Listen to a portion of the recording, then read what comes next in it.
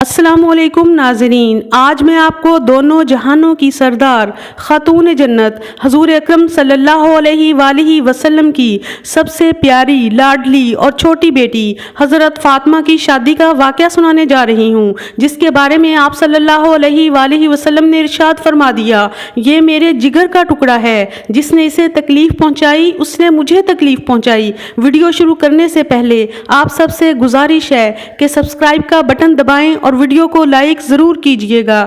حضرت فاطمہ رضی اللہ تعالی عنہا جب سن بلوغت کو پہنچیں تو حضرت عمر نے رشتہ کی خواہش ظاہر کی، لیکن آپ خاموش رہے۔ پھر حضرت ابوبکر صدیق رضی اللہ عنہ رشتہ لے کر آئے۔ اے اللہ کے رسول صلی اللہ علیہ وآلہ وسلم، میں خواہش مند ہوں، لیکن آپ خاموش رہے۔ پھر حضرت عبد الرحمن بن عوف رضی اللہ عنہ نے ایک دن حضرت علی رضی اللہ عنہ سے فرمایا کہ آپ حضرت فاطمہ کے رشتے کے لیے جائیں، حضور اکرم صلی اللہ علیہ وآلہ وسلم آپ کو کبھی بھی انکار نہیں کریں گے۔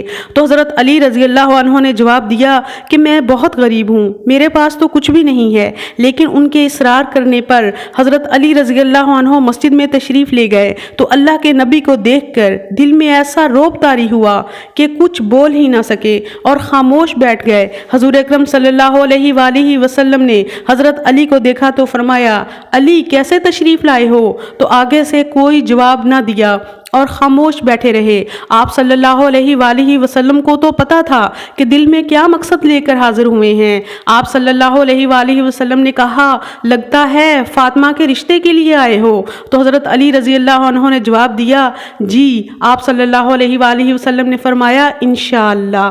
انصار کی جماعت باہر حضرت علی کے منتظر تھی۔ حضرت علی رضی اللہ عنہ نے باہر جا کر انہیں حضور اکرم صلی اللہ علیہ وآلہ وسلم کا جواب سنایا۔ ان سب نے حضرت علی رضی اللہ عنہ کو بہت زیادہ مبارکباد دی۔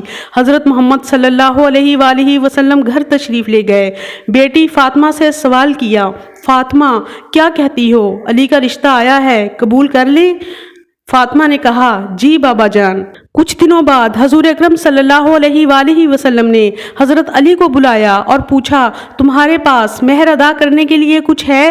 حضرت علی نے نفی میں جواب دے دیا۔ حضور اکرم صلی اللہ علیہ وآلہ وسلم نے فرمایا، علی جو زرہ میں نے تمہیں دی تھی اسے فروخت کر کے حق مہر کا انتظام کرو۔ حضرت علی رضی اللہ عنہ زرہ فروخت کرنے کے لیے بازار کی طرف چل پڑتے ہیں۔ حضرت عثمان نے حضرت علی سے یہ زرہ 480 درہم میں خریدی اور بعد میں ان کو بطور ہدیہ واپس کر دی تھی۔ حضرت علی رضی اللہ عنہ نے زرہ کی قیمت آپ صلی اللہ علیہ وآلہ وسلم کی خدمت میں پیش کی۔ آپ صلی اللہ علیہ وآلہ وسلم نے فرمایا، 2/3 خوشبو پر صرف کر دو، 1/3 شادی کے سامان پر صرف کرو اور باقی دیگر اشیاء خانہ داری پر صرف کر دو۔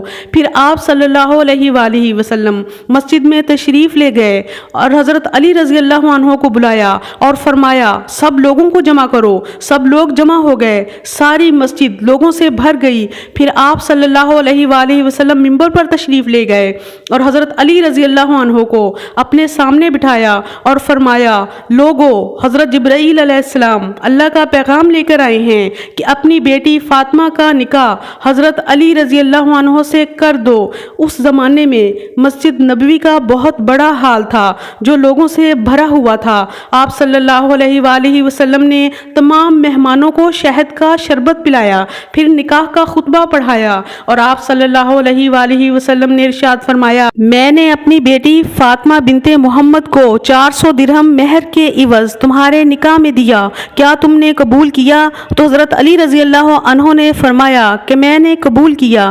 پھر حضور اکرم صلی اللہ علیہ وآلہ وسلم نے دعا فرمائی کہ اللہ تم دونوں پر اپنی برکت نازل فرمائے اور تم سے پاک اولاد پیدا فرمائے۔ حضرت فاطمہ رضی اللہ تعالی عنہا کا نکاح بعض روایات کے مطابق ماہ رجب میں اور بعض روایات کے مطابق 1 ذی الحج 2 ہجری میں ہوا۔ نکاح کے وقت حضرت علی کی عمر 21 یا 24 برس تھی اور حضرت فاطمہ کی عمر 15، 18 یا 19 سال تھی۔ رخصتی کے حوالے سے 4 روایات ہیں، 1 مہینے بعد ہوئی، 6 مہینے بعد ہوئی، سال بعد، اور بعض روایات کے مطابق فوراً ہو گئی تھی، لیکن رخصتی فوراً نہیں ہوئی تھی۔ آپ صلی اللہ علیہ وآلہ وسلم نے حضرت عائشہ، حضرت ام سلمہ اور حضرت ام حبیبہ سے فرمایا، تم سب کو معلوم ہے کہ مجھے اپنی بیٹی فاطمہ سے کتنا پیار ہے، اسے دلہن بناؤ۔ حضرت علی رضی اللہ عنہ اونٹنی پر تشریف لائے۔ آپ صلی اللہ علیہ وآلہ وسلم نے اونٹنی کو دروازے پر بٹھایا اور حضرت فاطمہ کا ہاتھ پکڑ کر حضرت علی کے ہاتھ میں دے دیا اور فرمایا، پیاری بیٹی،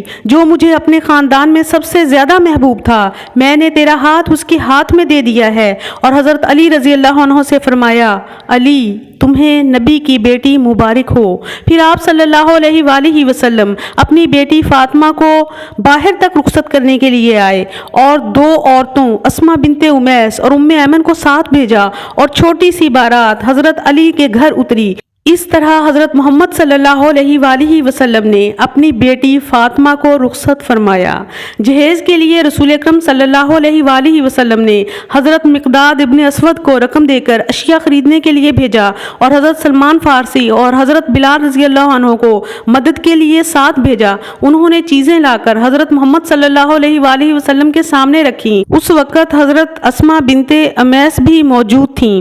مختلف روایات میں جہیز کی فہرست میں ایک قمیض، سر ڈھانکنے کے لیے ایک کپڑا، ایک سیاہ کمبل، کھجور کے پتوں سے بنا ہوا ایک بستر، موٹے ٹاٹ کے 2 فرش، 4 چھوٹے تکیے، ہاتھ کی چکی، کپڑے دھونے کے لیے تانبے کا ایک برتن، چمڑے کی مشک، پانی پینے کے لیے لکڑی کا ایک برتن، 2 مٹی کے آب خورے، مٹی کی سراہی، زمین پر بچھانے کا ایک چمڑا، ایک سفید چادر اور ایک لوٹا حضرت فاطمہ رضی اللہ عنہا کے جہیز میں شامل تھے۔ حضرت فاطمہ رضی اللہ عنہا کو حضرت علی کے گھر میں اتارا گیا۔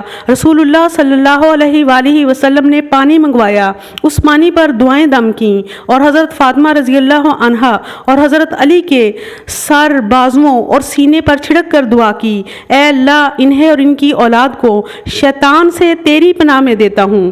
تو یہ ہے وہ خوبصورت تاریخ جسے ہم لوگوں نے بھلا دیا۔ ہمیں نہ صرف اس کو یاد رکھنے کی ضرورت ہے بلکہ اس کی روشنی میں اپنی زندگیوں میں حقیقی تبدیلی لانے کی بھی ضرورت ہے۔ امید ہے آپ کو میری ویڈیو اچھی لگی ہوگی۔ اگر اچھی لگی ہے تو کائنڈلی چینل کو سبسکرائب کریں، ویڈیو کو لائک کریں، شیئر کریں، کمنٹ ضرور کریں۔ Thank you for watching. اللہ حافظ۔